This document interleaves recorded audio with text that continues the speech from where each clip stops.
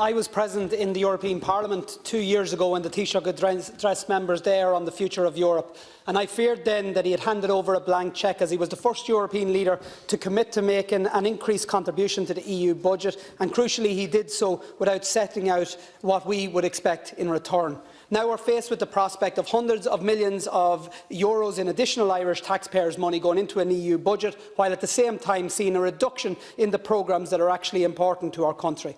And I listened carefully to the Taoiseach's address today in the hope that lessons had been learned, and unfortunately this isn't the case. The Taoiseach talked about the Council's budget proposal in the context of how Ireland got a leg up in respect of EU funds in the past, and how we had a responsibility now towards other, perhaps poorer states. He talked about the large levels of support that EU membership has among the Irish people. But the budget proposals from the Council, just like that of the Commission beforehand, are not about a leg up to poorer states or building on the support for the EU among citizens. Ask people in Ireland what they support about the EU. Detail the programmes that have benefited the Irish economy and society, and then compare those with the associated budget lines in the Council's proposals against, say for example, the European Parliament's proposal.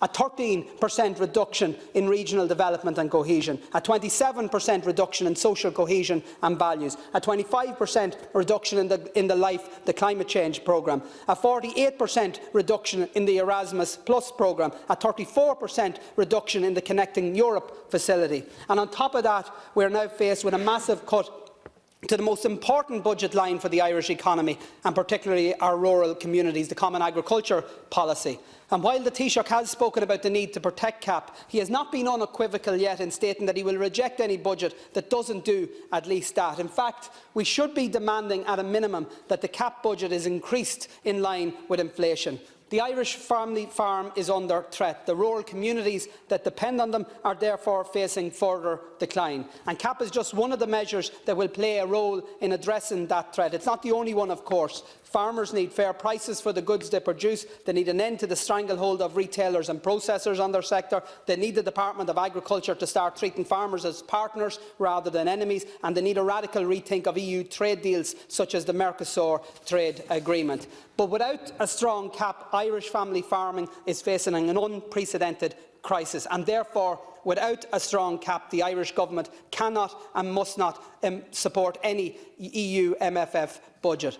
I was astounded, I have to say, listening to the Taoiseach's remarks today, that he failed to even reference the enormous expenditure proposed by the EU for military spending. €13 billion proposed by the Commission, €8.3 billion proposed by the Council, for a new budget line that will essentially go directly to the EU arms industry. Cathaoirleach, this is not what the EU should be spending our money on. It's out of tune with the desires of citizens across Europe, and it's completely out of sync with the position of a state that claims to be neutral. The proposition that Irish farmers, Irish communities and European citizens will see cuts in the programmes that make a positive difference while we divert those funds to an EU war machine is something that the Irish Government must reject in the strongest possible terms. We've shown throughout the Brexit process that Ireland can help shape EU policy in our interests and for the wider good.